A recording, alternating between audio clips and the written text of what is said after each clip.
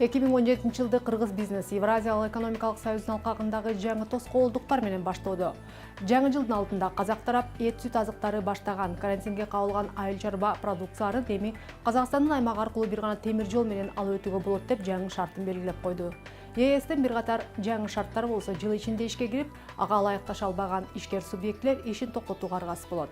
Ага катар кыргыз өндүрүүчүлөр үчүн 2017 жылдын 1-январынан тарта Европа рыногу ачылып, ВСП Плюс программасы ишин баштады. Европа рыногуна чыгуудагы негизги шарт сертификация. Бул багытта кыргыз ишкерлерине жардам берүү боюнча программаларын эл аралык уюмдар улантаарын билдирүүдө. 2017 жылы кыргыз бизнесинин кандай жаңы шарттар, мүмкүнчүлүктөр, тоскоолдуктар жана проблемалары күтүүдө? Алдагы жарым саатта Капитал командасы айтып берет. Биз менен болуңуз. 2017 жылы рыноктагы өз ордун сактап калуу үчүн кыргыз бизнеси бир катар маселелерди чечиши керек. Кыйынчылыктардын бир катары бийликтин аракетинин жыйынтыгы болсо, дагы бир катары евразиялык интеграцияга байланыштуу. Мисалга 2017 жылдын август айынан тарта тамак аш азыктарын өндүргөн ишканалардын бардыгы үчүн хас стандарттары милдеттүү болот. Анткени Бажы Союздун тамак аш коопсуздугу боюнча ЦИХ регламенти күчүнө кирет. Ага катар өткөн жылдын соңунда ЕАЭС өлкө башчылары кол койгон уюмдун Бажы кодекси ишин баштайт. Бул болсо жергиликтүү бажы брокерлерин ишсиз калтырат деген коркунуч бар. Ал эми кыргыз өкмөтү иштеп чыккан салык кодексинин долбоору кабыл алынып кала турган болсо, чакан бизнес көмүскөгө качат деп эксперттер кооптонууда.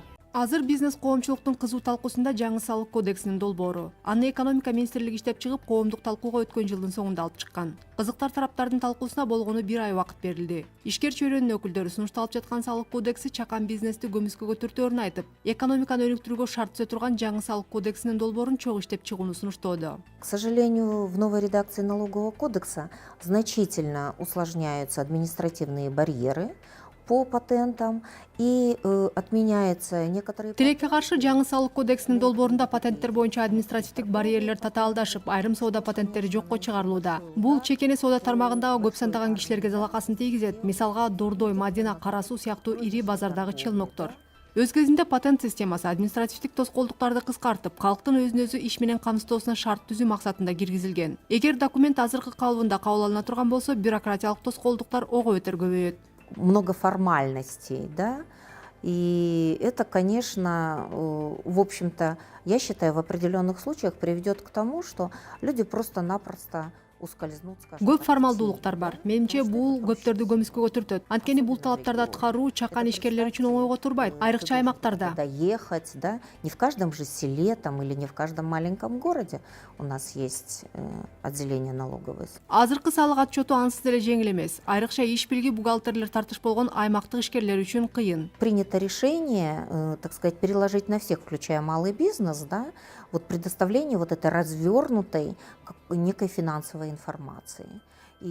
Бул документте патент менен иштеген жеке ишкерлерден тартып бардык бизнес субъектлер кеңири финансылык маалымат берет деген милдеттеме жүктөлүүдө. Бул бизнеске терс таасир берет. Анткени ошол эле эл аралык финансы корпорациясынын маалыматтары боюнча азыркы административдик процедуралар менен дагы чакан бизнес жалпы кирешенин 4,8% салык отчетун түзүп, аны тапшырууга жумшайт. Мындай айтканда, бизнес ар бир 1000 сомдун 48 сомун салык отчетун түзүп тапшырганга жумшайт. Бул айрым салык көрсөткүчтөрүнөн дагы жогору болуп жатат.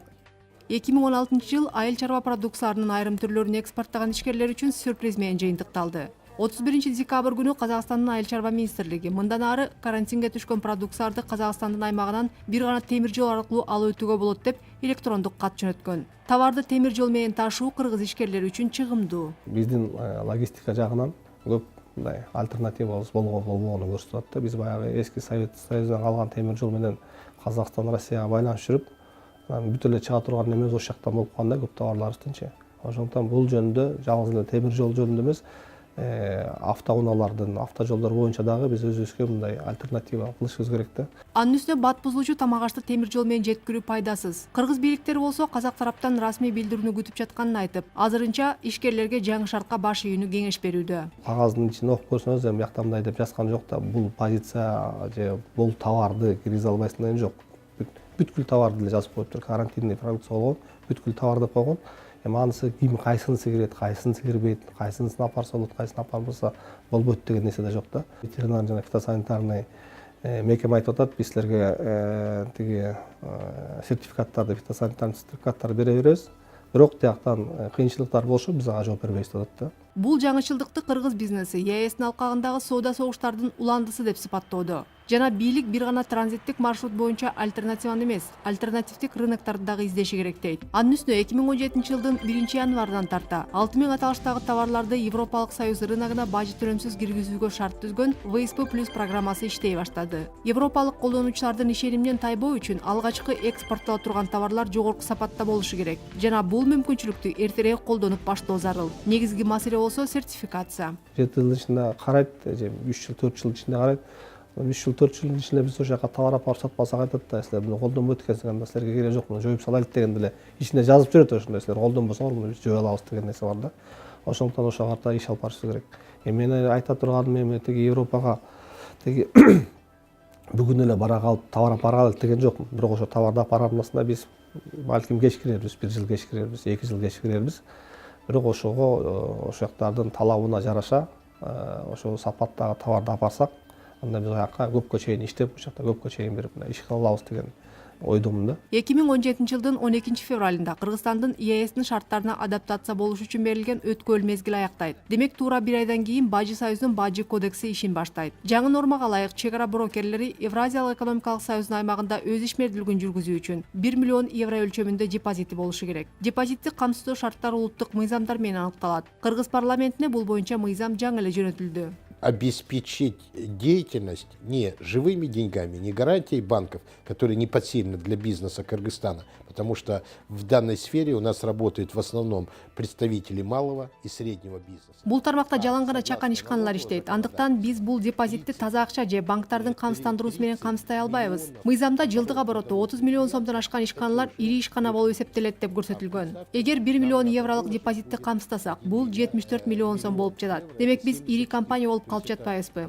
Ал эми бул тармактагы ишканалардын 90% чакан жана орто компаниялар. Республики как крупным бизнесом. Азыр камсыздандыруу төлөмдөрүн азайтуу боюнча камсыздандыруу компаниялары менен сүйлөшүүлөр жүрүүдө. 1 миллион евролук депозитти камсыздандыруу үчүн жылдык төлөм 8000 евроны түзөт. Жергиликтүү бажы брокерлеринин тобокелдиктери анча чоң эмес. Эгер 12 февралга чейин тийиштүү мыйзам кабыл алынбаса, миллион евролук депозитти камсыздай албаган жергиликтүү брокерлер ишин токтотууга аргасыз болуп, рынокто россиялык жана казакстандык ири брокерлер ээлейт. Азырынча алардын гана 1 миллион евролук депозитти камсыздоого чамасы келет. Мындан тышкары, расмий Бишкек Евразиялык экономикалык комиссиянын жыйынында депозиттин суммасын 150 000 еврога түшүрүү боюнча Кыргызстандын сунушун жакташы керек. Нас поддержали, что это действительно в период кризиса сумма крупная даже для России, Казахстана, экономика и ВВП. Айрыкча азыркы кризис шартында бул өтө чоң сумма. Керек болсо ошол эле казакстандык, россиялык брокерлер үчүн дагы. Бүгүнкү күндө Казакстан бул сумманы 500 000 еврога түшүрүүнү сунуштады. Бирок ЕСтин башка мүчөлөрү 1 миллион евролук депозитти колдоп жатат. Ал эми 12 августтан тарта Бажы Союздун тамак аш коопсуздугу жана маркировка боюнча 2 тех регламенти ишке кирет. Негизги талап өндүрүшкө хас стандарттарын киргизүү. Биздин Кыргызстанда бир эле ТÜV немецкий бир компания бар, орган по сертификации. Ошонун представительствосу ачылды. СЖС швейцарский орган бар, ошого кайрылып атышат көбүнчө, көп компаниялар ошолордон өтүп атат. Жакынкы представительство Алматада бар болуп атат. Болбосо өндүрүлгөн продукцияны Евразиялык экономикалык союздун, анын ичинде Кыргызстандын рыногунда сатууга тыюу салынат. Көп ишканалар жабылып калуу коркунучунда. Риск действительно очень высокий, потому что большая часть предприятий, те, которые не экспортируют продукцию, они до сих пор считают, что Тобокелдиктер чоң, анткени экспортко товар чыгарбаган көп ишканалар бул тех регламенттин бизге тиешеси жок. Анткени биз экспортко иштебейбиз деп ойлойт. Ошентип көптөр ага кам көргөн дагы жери жок. Жыйынтыгында бул ишканалар жабылып калуу коркунучунда. Анткени керек болсо ички рынокто товар сатуу үчүн дагы бул тараптарды аткаруу зарыл. Кыргызстан ЕС рыногу болуп саналат. Нужно будет уже выполнять эти условия технических регламентов, даже для того, чтобы производить продукцию на внутренний рынок. Адаттагыдай эле бизнеске саясат дагы чоң таасир берет. 2017 жылы Кыргызстанда негизги саясий окуя президенттик шайлоо күтүлүүдө. Мындай шартта ишкерлер күтүү позициясында болуп, өтө чоң активдүүлүк байкалбайт.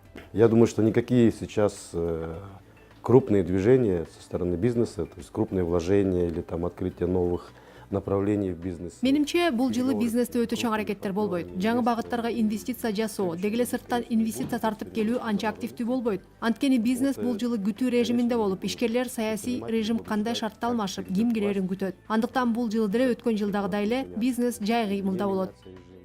Деген менен азыр бийлик жана бизнес өтө тыгыз иштей турган мезгил. Өткөн жылы жергиликтүү өндүрүүчүлөр коңшулардын демпингине кабылды. Бул жылы ЕАЭСтин кошумча талаптарынын ишке кирүүсү менен жергиликтүү ишкерлердин атаандаштыкка туруштук берүү мүмкүнчүлүгү ого бетер төмөндөйт. Кыргыз бизнеси көп жагынан татаал шартта аракет көрүп жатканын Европа өнүктүрүү жана кайра куруу банкы дагы белгилейт. Көп кыйынчылыктар аймактык жана глобалдык шокторго байланыштуу. Ал эми өлкөнүн ЕАЭСке кошулуусу бизнестин алдындагы чакырыктар менен кыйынчылыктарды көбөйтүүдө. Мунун кесепеттерин жеңилдетүү үчүн Европа өнүктүрүү жана кайра куруу банкы кыргыз бизнесине инвестиция жана консультация жагынан жардам берип келет. Жана бул программалар 2017 жылы дагы улантылмакчы. So the European Bank for Reconstruction and Development recognizes that business in the Kyrgyz Republic continue to operate in a Өткөн жылдын жыйынтыгы менен Европа өнүктүрүү жана кайра куруу банкы 21 бизнес долбоорго 100 миллион евро өлчөмүндө инвестиция салды. Бул сумманын 74% жеке тармакка багытталган. 2017 жылы ушундай эле көлөмдө инвестиция кылабыз деп турабыз. Биз чек ара аралык байланыштарды күчтөндүрүүгө көп аракет жана каражат жумшап жатабыз. Анткени Кыргызстан өнөктөштөрү менен болгон соода байланыштарын чыңдашы керек. Бул өлкөнүн ЕАЭСке кошулуусунан кийинки чоң чакырык. Евразиялык экономикалык союздун сертификацияга байланыштуу шарттарына адаптация болуу үчүн биз бизнеске консультациялык жардамдарды көрсөтүүдөбүз. Евразиялык экономикалык союздун сертификацияга байланыштуу шарттарына адаптация болуу үчүн биз бизнеске консультациялык жардамдарды көрсөтүүдөбүз. Ошондой эле өндүрүлгөн продукциянын сапатын жана коопсуздугун жакшыртуу үчүн капиталга инвестиция салабыз. Бул жаңы жабдуулар же стандарттар үчүн, балким маркетингдин жаңы форматтары үчүн салынуучу инвестиция болушу мүмкүн. Мунун баары жаңы базар шартында кыргызстандык өндүрүүчүлөрдүн атаандаштык артыкчылыгын сактап калууга керектүү маанилүү элементтер. Атаандаштык артыкчылыгын камсыздоо үчүн биз ошондой эле чакан жана орто ишканаларга колдоо көрсөтөбүз. Биз аларга жөн гана инвестиция салбастан, ошол эле маалда окутуу, консультация аркылуу дагы жардамдашабыз. Бул инновациялык багыттагы чакан жана орто ишканалардын өнүгүүсүнө жардам берүүдөгү өтө эффективдүү комбинация. Мындай колдоо аркылуу чакан ишканалар орто ишканалар ириге айланып, ири салык төлөөчүлөрдүн катарын толуктайт. Жана бул мамлекеттик бюджеттин киреше бөлүгүнүн негизи. Бул багытта биздин аракеттер 2017 жылдагы улантылат. Чакан жана орто бизнес кыргыз экономикасынын өнүгүүсүндө чечүүчү мааниге ээ. Потенциалдуу ишканалар көп жана биз аларга түз инвестиция салуу мүмкүнчүлүктөрүн кеңейтүү жолун издемекчибиз. Ошондой эле коммерциялык банктар менен дагы иш алып барып, алар аркылуу чакан жана орто ишканаларга жеңилдетилген шарттагы кредиттерди сунуштайбыз. Биздин максат чакан жана орто ишканалар өнүгүп, көбүрөөк жумуш орундарын түзүүсүндө. Консультация жана бизнес кызматтар жергиликтүү ишкерлерди колдоодогу эффективдүү багыт. Андыктан бул иштерди дагы улантабыз. Бул багыттардын баары Евразиялык экономикалык союзга кошулуудагы бир катар кыйынчылыктар жана жаңы шарттарга кыргыз бизнесинин адаптация болуусу үчүн абдан маанилүү деп эсептейбиз. Европа өнүктүрүү жана кайра куруу банкы Орус Кыргыз өнүктүрүү фонду менен биргеликте Манас аэропортунун оңдоого 10 миллион доллар өлчөмүндө каражат бөлүп, ошондой эле бир катар ири ишканаларды каржылоого аралашууда. Айтмакчы, $0,5 миллиард устаптык капиталы менен түзүлгөн Орус Кыргыз өнүктүрүү фонду бул жылы эл аралык финансылык уюмдардын, чет элдик банктардын акчасын тартып келип, кыргыз бизнесине жеңилдетилген шартта кредит берүү боюнча кеңейтилген программа менен иш алып барарын айтууда. Орус Кыргыз өнүктүрүү фонду 2016 жылы жалпы суммасы $175 миллион 622 бизнес долбоорду каржылады.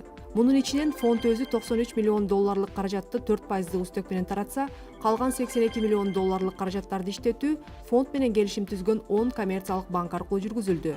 2017 жылы Кыргыз Орус өнүктүрүү фонду менен иштеген банктардын саны дагы 4 банкка көбөйөт. Демек, банк аркылуу чакан жана орто бизнеске жылдык 5% үстөк менен берилип жаткан жеңилдетилген шарттагы кредиттер программасы дагы кеңейет деп күтүлүүдө. Негизинен коммерциялык банктар $1 миллион чейинки чакан жана орто бизнес долбоорлорду каржылайт. Бирок ушул жылдан тарта Орус Кыргыз өнүктүрүү фонду коммерциялык банктар менен ири долбоорлорду кошо каржылоо программасын баштоодо. Ага ылайык фондко партнер болгон банктар өздөрү бизнес долбоор кардар таап, аны изилдеп жактырган соң кошо каржылоо өтүнүч менен фондко кайрыла алат. Кошо каржылоо теңме-тең шартта жүргүзүлөт. Тактап айтканда, кардар сураган кредиттин жарымын банк өз каражатынан берсе, жарымын фонддон алат. Фонд берген каражаттын үстөк пайызы 4%, ал эми банктыкы 8%дан ашпашы керек. Суралган кредиттердин суммасы $1 миллион жогору болушу керек. Буга чейин мындай болуп калды. Чакан жана орто бизнес болсо, чакан алган насыялар банктарга барат. Чоң ири кардарлар, чоң ири проекттер болсо, алар сөзсүз түрдө бизге келиш керек. Башка вариант жок аларда. Мисалы ошол эле биздин фонддо баягы жергиликтүү региондордо филиалдар жок. Мисалы чоң ишкана Ошто же Жалал абадта же Көлдө болуп калса, ал сөзсүз бияка Бишкекке кайрылыш керек. Бул биринчиден. Экинчиден, кээ бир кардарлар бар, банктар менен көп жылдан бери иштеп калган. Алар кандай бир кээ бир маселелерди жөн эле телефон менен чечип коет. Бири-бирин абдан жакшы билет, тыкыз иштешет да. Алар мисалы ошол эле банкка кайрылганы ыңгайлуу да, бизге келип отургандан көрөчү. Фонд коммерциялык банктар менен бирге ишке аша турган программалардын дагы бири бул обороттук капиталга кредит берүү. Орус-кыргыз өнөктөрү фондунан өндүрүшкө инвестиция кылуу максатында кредит алган компаниялар гана обороттук капитал үчүн акча сурап кайрыла алат. Фонд өз кезинде жактырылган кардар үчүн коммерциялык банктын алдында кепилдик берип, анан банк кардарга өз каражатынан кредит берет. Бул программадагы кредиттин жылдык үстөк пайызы 7%дан ашпайт. Катыша турган банктардын арасында биз аукцион сыяктуу өткөзөбүз да. Мисалы биз компания Аны жактырып, ошого обороттук капиталга каржылаганга даяр болсок, кепилдик бере турган болсок, биз менен өнөктөш иштешип аткан банктарга аукцион жарыялайбыз. Мисалы компания А, мисалы 500 000 обороттук капитал, мөөнөтү 1 же 3 жыл деп, анан банктар баягы өзлөрүнүн заявкасын бериш керек да. Анан ал жерде балким утуп алам деп кээ бирөө 7-ден да төмөн бериши мүмкүн. 2017 жылдан тарта рынокко кире турган дагы бир продукт бул лизинг. Ушул тапта лизинг программасы үчүн фонддун каражатынан $5 миллион бөлүнүшү күтүлүүдө. Бул каражаттар техника, жабдуу алам деген ишкер дыйкандарга коммерциялык банктар, микрокредиттик уюмдар аркылуу таратылат.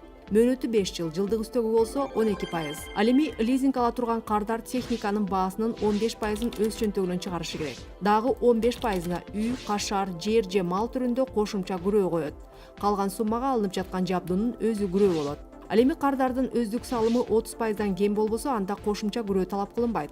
Айтмакчы, бул программа аркылуу жаңы гана техниканы эмес, колдонуудагы техниканы дагы лизингке алууга болот. Биздин программа боюнча колдонулган техника жана жабдыктарды сатып алынса болот. Эки гана нерсеси бар. Колдонулган техника болсо, анын мындан аркы колдонуучу мөөнөтү лизинг мөөнөтүнөн кем болбош керек. Жана износ амортизация деп коет го, ошонсо 30%дан өйдө болбош керек. Орус-кыргыз өнөктөрү фонду өткөн жылы баштаган жана 2017 жылы кеңейет деп күтүлүп жаткан программа бул аккредитив. Бул боюнча алгачкы келишим Чех экспорттук банкы менен түзүлгөн. Ага ылайык Чех экспорттук банкы келишим түзгөн 5 кыргызстандык коммерциялык банк Чехиядан жабдуу техника алам деген кыргызстандык кардарды таап, изилдеп, аны Чех экспорттук банкына каражат сурап кайрылат. Ага ылайык Чех экспорттук банкы келишим түзгөн 5 кыргызстандык коммерциялык банк Чехиядан жабдуу техника алам деген кыргызстандык кардарды таап, изилдеп, анан Чех экспорттук банкына каражат сурап кайрылат. Чех экспорттук банкы $1 миллион чейинки заявкаларды карайт. Жактырылган соң тийиштүү техниканы кыргызстандык ишкерлерге 2 жылдык мөөнөткө 4% үстөк менен карызга алып берет. Ал эми кардарды тапкан жергиликтүү банктар үчүн Чех экспорттук банкына Орус-кыргыз өнүктүрүү фонду кепил болот. Ушундай эле программа боюнча россиялык Росинексим банк менен келишим түзүлүүсү күтүлүүдө. Орус-кыргыз өнүктүрүү фонду саясий мандат алган уюм экенин айтпай коюуга болбойт. Фонддун уставдык капиталына деп Россия тарап берген $0,5 миллиард өлчөмүндөгү каражат чын-чынына келгенде Кыргызстандын Евразиялык экономикалык союзга кошулуусунун соодасы болгон. Бул капитал болсо кыргыз бизнесинин акча колго муктаждыгын камсыздап, Кыргызстандын Евразиялык экономикалык союзга кошулуудагы күтүлгөн кесепеттерин жеңилдетип, өлкө экономикасынын структурасын өзгөртүп, өндүрүштүн, экспорттун өнүгүшүнө шарт түзмөк. Бирок фонд азырынча жеңилдетилген кредиттерди берүү менен гана чектелип, ири банктын ролун аткарууда. Инвестициялык институт катары кызыктуу перспективдүү долбоорлорду жеринен барып издебестен сапаттуу бизнес долбоор жок деп жүйө келтирүүдө. Жыйынтыгында 1,5 жылдык ишмердүүлүгүндө фонд бир дагы компаниянын капиталына инвестиция салган жок. Бул продуктту киргизгенге негиз бар, инвестиционный политика деген бизде бекитилген болчу биздин кеңеш менен.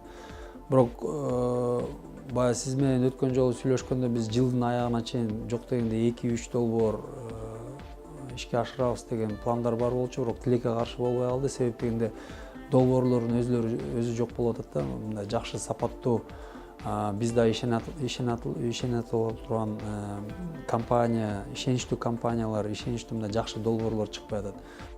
Бирок бир нерсени эске алыш керек. Бул реалдык ушул бүгүнкү күндө. Биз андан башка биздин орто жана чакан ишканаларыбыз жок. Башка өлкөлөрдүн практикасын колдонсок болот. Башка өлкөлөрдө деле ушуга окшогон фонддор бар. Аларда дагы орто жана чакан ишканалар бар. Орто жана чакан ишканалардын проблемалары көбүнесе окшош бири-бирине. Анан эгер бизде орто жана чакан ишканалар ушундай боло турган болсо, бизнес жалпысынан алып келгенде бүгүнкү күндө деңгээли ушундай боло турган болсо, анда бул деңгээлди көтөрүш керек да. Бизнестин ошондой сонун долбоорлорду алып келе турган күтө турган болсок, анда мунун натыйжасын үзүрүнөн көп ишкана колдоно албайт. Аз гана ишкана долбоор түзүп, эксперт алып келип, же болбосо адис чакырып, долбоор даярдап, ошол долбоорду аягына натыйжага чыгара алат да. Ошондуктан биздин оюбуз боюнча учурдагы тенденцияларды, учурдагы жанагы өндүрүш потенциалын карап туруп эле, ошол ар бир айылда, аймакта балким ийгиликтүү болгон ишканаларды алып чыгып эле ошол ишканаларга мындай бир түздөн түз колдоо көрсөтүлүш керек, аларды окуудан өткөрүш керек. Анткени ошол жанагы айтып аткан өлкөлөрдө ушундай колдоо көрсөтөөрдөн мурун сөзсүз түрдө аларды белгилүү бир окуудан өткөрөт, белгилүү бир даярдыктан өткөрөт. Ал даярдыктан өтпөсө, ал ишканага ал кредит берилбейт да. Бүгүн жанагы Түркияны көп мисал кылып айтышат. Ошол экспортту 500 миллиардка долларга жеткирем деп атат. Кантип жеткирди? Экспорттук потенциалына ээ болгон ар бир компания менен индивидуально иштеди. Сиздин соруңузга жыйынтыктап айткым келет. Бүгүнкү күндө абдан жакшы жылыштар бар. Ири компаниялар, жанагы долбоор жасай алган компаниялар, өлкөгө инновация алып келген компаниялар, анан экспортко багытталган компаниялар чын эле бүгүнкү күндө Кыргыз Орус өнүктүрүү фондунан каражат алып атышат. Бирок алардын саны абдан өтө аз да. Биз каалайт элек ошондой компаниялар көп болсун, бирок тилекке каршы андай потенциал көп компанияларда жок болуп атат. Кыргыз бизнесине чакан гранттарды берүү жана окутуулар менен чоң жардам берип келе жаткан USAID уюмунун бизнести колдоо долбоору алдыдагы 1,5 жылда өз ишин улантат. Бул программанын алкагында негизги багыттар катары айыл чарба, туризм жана текстиль тандалып алынган. Бул программадан тышкары дагы USAID уюму кыргыз бизнесине өзгөчө чакан жана орто бизнеске колдоо көрсөтүүсүн 2017 жылы улантат.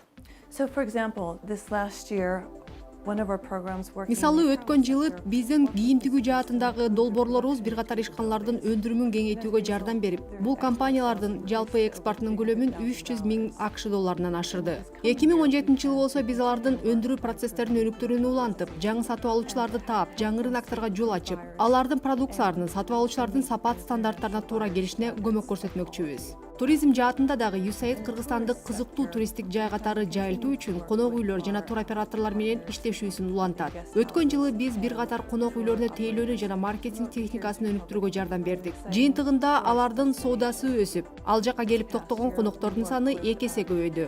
2017 жылы биз Каракол, Жыргалаң жана Оштогу конок үйлөр менен жана башка өнөктөштөр менен иштешип, эл аралык жана регионалдык рынокто туризм мүмкүнчүлүктөрүн издөөгө көмөктөшөбүз. Айыл чарба жаатында болсо USAID айыл чарба өндүрүүчүлөр жана дыйкандар менен жаңы рынокторго жол табуу боюнча, алардын өндүрүмдүүлүгүн жана кирешесин жогорулатуу боюнча бир топ иштерди улантат. Биз 4000ден ашуун дыйкандар менен иштешип, алардын алган түшүмүн 2 эсе жогорулатып, кирешесин көбөйтүүгө жардам бердик. 2016 жылы биз түштүк жергесиндеги бир катар айыл чарба өндүрүүчүлөр менен иштешип, аларга эл аралык жана жергиликтүү сатып алуучулар менен байланыш түзүүгө жардам бердик. Бул иштин натыйжасында жалпы суммасы 6 миллион АКШ долларына жакындаган контракттарга кол коюлду. 2017 жылы айыл чарбасында өндүрүмдүүлүктү жана кирешелерди жогорулатуу үчүн кышкы сүт өндүрүмүн көбөйтүү, теплицаларды куруу, сактоо жайларын жана башка инфраструктураны өнүктүрүүгө жеке капиталдык инвестиция алып келүү жана модернизацияга көмөк көрсөтмөкчүбүз.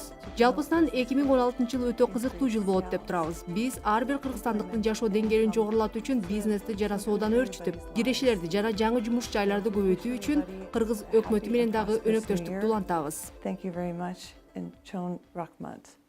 2016 жылы кыргыз бизнеси аймактык кризис, евразиялык интеграциянын кыйынчылыктарына карабастан бир катар ийгиликтерди дагы көрсөтө алды. Бул ийгиликтердин көпчүлүгү алдыдан көтөрүлгөн демилгелер жана туш-туштан баскан кыйынчылыктарга туруштук берүүнүн аргасыздыгы болду. Жыл ичинде өткөн бизнес окуялардан масштабы жогорку деңгээли менен Бишкек инвестициялык форуму айырмаланды. Форумдун башка иш-чаралардан болгон биринчи эле өзгөчөлүгү жаңы бизнес процесстерге аймактык ишкерлердин тыгыз тартылышы. Өлкөнүн бардык аймактарынан 150дөн ашуун ишкер катышып, инвестор менен байланыш түзө алышты. БИКтин дагы бир чоң артыкчылыгы иштен сөзгө өтүп, ишкер менен инвесторду көзмө-көз жолуктурганы болду. 250дөн ашуун бизнес проекттердин эң мыктылары форумда презентация болуп, андан кийин ишкер менен инвесторго кенен сүйлөшүүгө мүмкүнчүлүк берилди. Бул жылы Бишкек инвестициялык форумунун географиясы да кеңейип, инвесторлордун чоң тобу Индиядан келди. Айтмакчы, Jia бизнес ассоциациясы Индия менен болгон географиялык салыштырмалуу жакындыкка, анын артыкчылыктарына, кеңири мүмкүнчүлүктөрүнө биринчилерден болуп көңүл бурду. Индиядан 21 ишкер келип катышып кетти. Биздин форумубузга алардын арасында орточо жана аябай чоң ишкерлер да бар экен. Индиядан банк да келди, жана экспорт колдоо банкы да келди. Мындайча айтканда, бул жылы биздин ишкер жалгыз эле кыргызстандык жеке адамдарга кайрылбастан институционалдык инвесторлорго, регионалдык инвесторлорго жана Индиядан келген инвесторлорго долбоорлорун сунуштаганга мүмкүнчүлүк табышты. Ал эми форумга келген коңшу борбордук Азия мамлекеттеринин бизнес өкүлдөрү өкмөттүн жардамысыз эле бизнес өзү ушундай деңгээлдеги иш-чараны өткөрүп жатканына өзгөчө басым жасады. Айтмакчы, алдыдан чыккан демилгелер жөнүндө айтсак, экички айым өз товарларын алып Россияда соода кербени менен жүрүшөт. Бул кербен кыргыз товарларын жеринен тааныштырууга, кардар менен бетме-бет баарлашууга жол ачат. Белорусиялык ишкерлер мындай соода кербендерди тынбай уюштуруп турушат. Ишкер айымдар Самара, Химки жана Москва шаарларында болушту. Түрдүү товарларды алып барып, ошо түз покупатель менен, кардар менен сүйлөшүп договор түзсө болот экен. Пятерочка деген сеть магазинов бар экен. Ошол жака биздин бир түр козгарныбыз кирди. Эми бул жолу менен ушул менен калтырбашыбыз керек, бирок бизге дагы элдер кошулуп, ушундай бизде эми өлкөдө андай деле чоң завод, фабрикабыз жок го. Казакстанга баратсаң, поддерживаем отечественных производителей деп баннерлерде жазылып турат жолдун боюнда. Бизде да ушундай бизди колдосо. Негизинен эле төмөндөн башталган демилгелер жагынан Кыргызстан бүтүндөй регион боюнча алдыда десек болот. Евразия экономикалык алкагында россиялык жана белорусиялык өндүрүүчүлөрдүн демпингине кабылып жаткан казак ишкерлерин коргоп, президент Нурсултан Назарбаев жергиликтүү товарларга дүкөн текчелерине артыкча орун берүү керек деди эле. Кыргызстандык активисттер болсо өкмөттүн аракетин күтпөй эле өздөрү бул демилгени баштап, ийгиликтүү ишке ашырууда. Фейсбуктагы жергиликтүү товарларды сатып алуу тайпасы жыл ичинде кеңейип, өсүп Кыргызстандын өндүрүүчүлөрүнүн ассоциациясына айланды. Эми бул ассоциация Фейсбуктагы добуш берүү аркылуу бизнестеги мыктыларды таңдап, жыл жаңырары менен аларды аракет сыйлыгы менен сыйлаганы турат. Көп жылдан бери өндүрүш тармагы мындай жакшы билинбей, жакшы байкалбай, мындай көлөкөдө келген десек болот. Эң биринчиден болсо баягы соода базар болчу. Андан кийин ушу биз айтып атабыз. Биз өндүрүшчүнү өнүктүрмөйүнчө, өндүрүш өнүкмөйүнчө Кыргызстаныбыздын өнүгүшү бир аз татаал болуп калат. Анан кийин ошол биринчи максатыбыз ошол өндүрүшчүгө дагы бир кичине күч, дагы бир баягы рахмат, дагы бир ушундай бир баягы кичине бир ошо бир сыйлап дегендей. Бул жылы Кыргызстандын өзүнүн моцареллосу пайда болду. Dairy Spring компаниясы чыгарган Италиянын белгилүү сыры моцарелланын аналогу көпчүлүктүн купулуна толду. Ал эми кыргыз таттуулары Кытайларга жагып, Куликовский кондитердик үйү бул жылы чоң коңшунун рыногун багынтууга бел байлады. Жалал Абадтык ишкерлер жаңгактан шире ала башташты. Балчылар болсо биринчи жолу европалык ишкерлер менен келишим түзүп, экспорттук аймагын кеңейтти.